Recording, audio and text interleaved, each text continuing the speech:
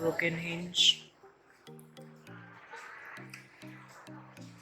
So we need to repair that kind of issue. Broken hinge of the LCD. Okay na, Dok? Ay. Ay. Kakon ka sa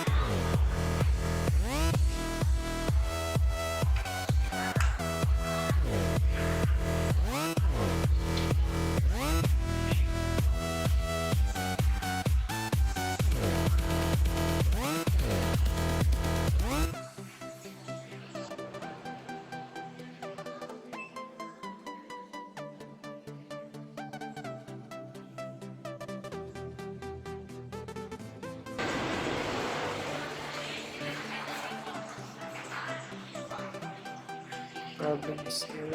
Nakamulit na nga. Kasi check is kaya if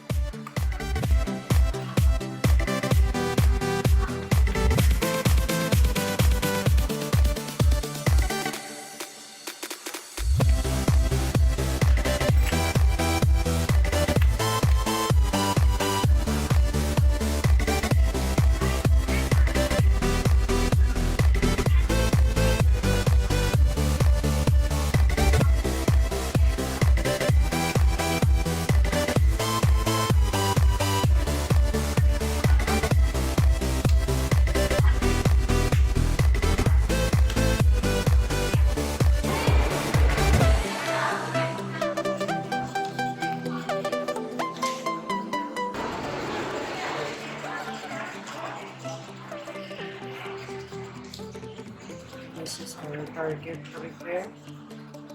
This and then this.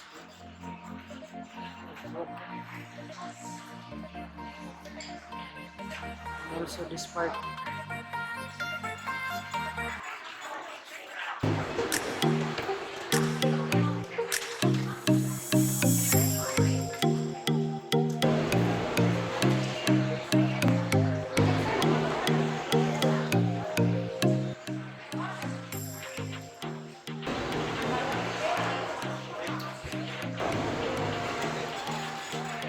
I need to remove the dust first so that our blow will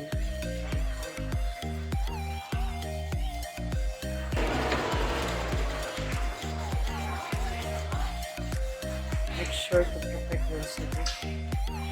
This is severe, so let's for this part.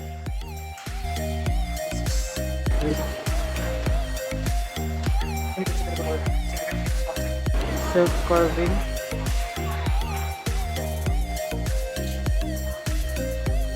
That's right.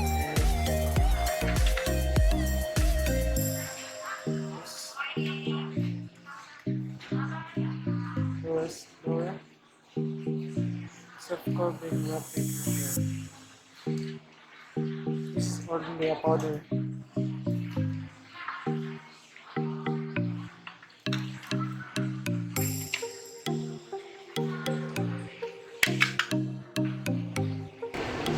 Put some small amount.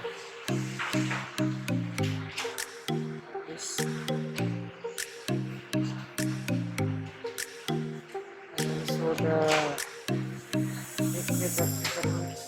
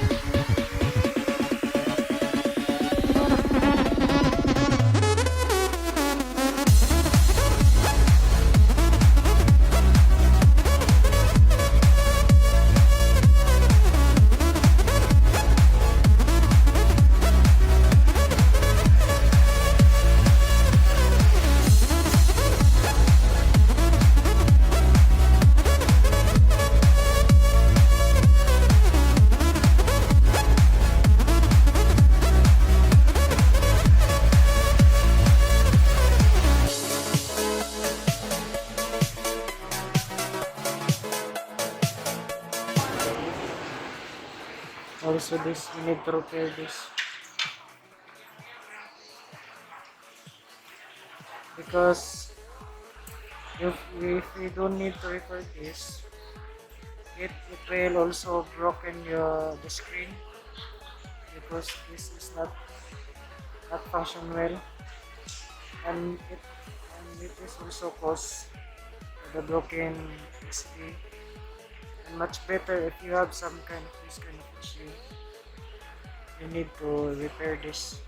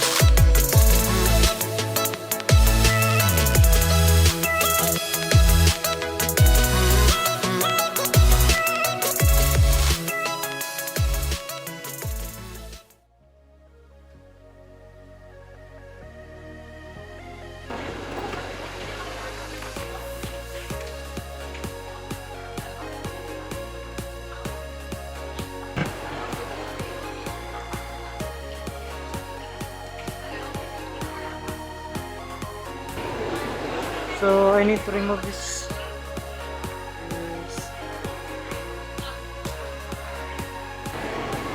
Because the glue blocks the way of this wire. This is the antenna. And I need to clean this. Much better if the glue is not totally dry. You need to clean first the other part. Because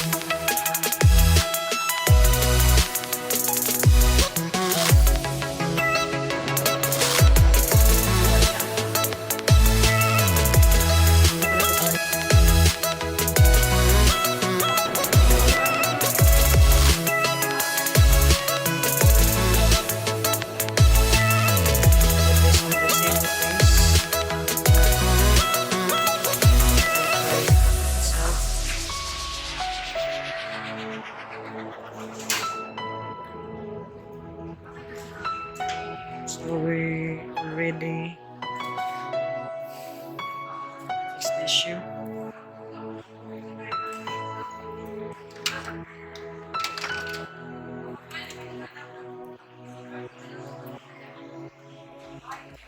This is the motherboard for the laptop we handled.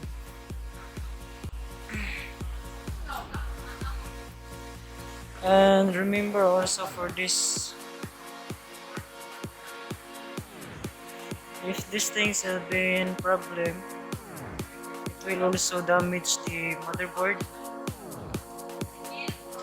Hopefully, this will stay strong. I think this is an aluminum. Yeah, it's aluminum case. And for me, this is the best housing because this is hard to break compared to the plastic shield or plastic shell. And I'm thankful for this repair that this is not broken.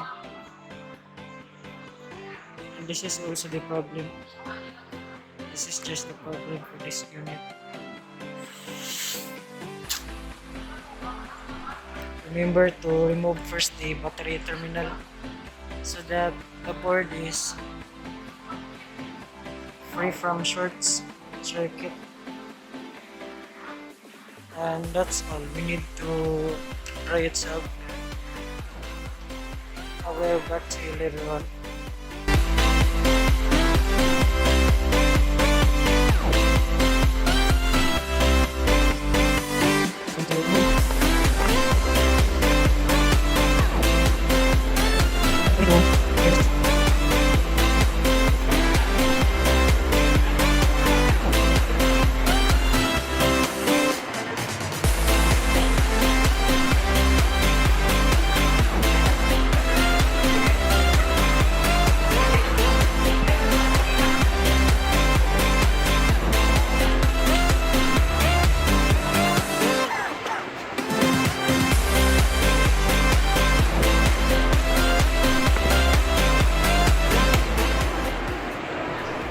Purpose ani kung bakit ni-adjust ko siya kasi sa original kasi niya sobrang higpit ng kapit kaya natuluyan yung dito na detach yung kanyang glue kaya kasi repair na to natin ang kailangan ko lang is dapat soft lang siya, i-open. So, i-readjust ko lang konti. Huwag masyadong masobrahan kasi mawalan ng persa yung LCD.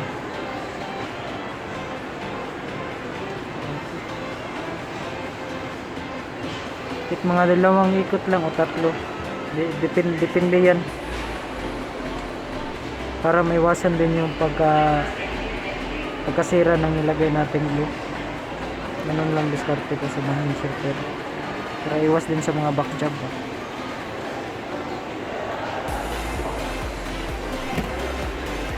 kasi kahit gaano pa ka strong yung glue na nilagay mo, pag hindi mo to ma-readjust posibleng masira ulit to o masira ulit yung target na repair mo.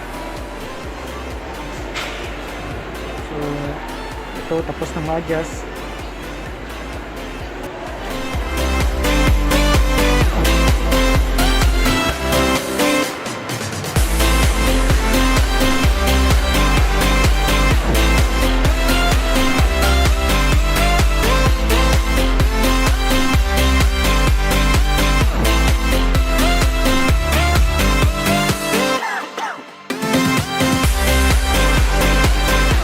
You can use also double-sided tape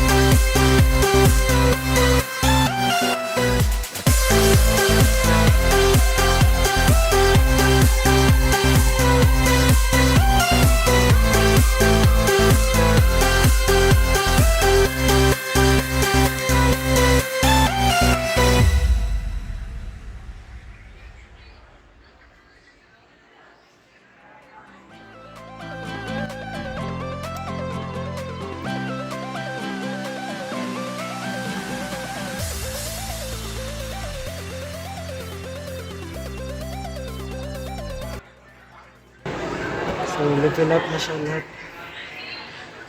So, re-adjust ko lang yung kumapit sa kanyang frame. Kailangan yung i-readjust nyo lang. Para naman, hindi mabasag ulit yung ginawa yung glue. Para may iwasan yung mga bugs. Hindi na siya kumakalog.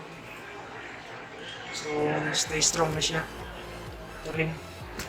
So, thank you po, ma'am, sa customer po namin dito sa shop.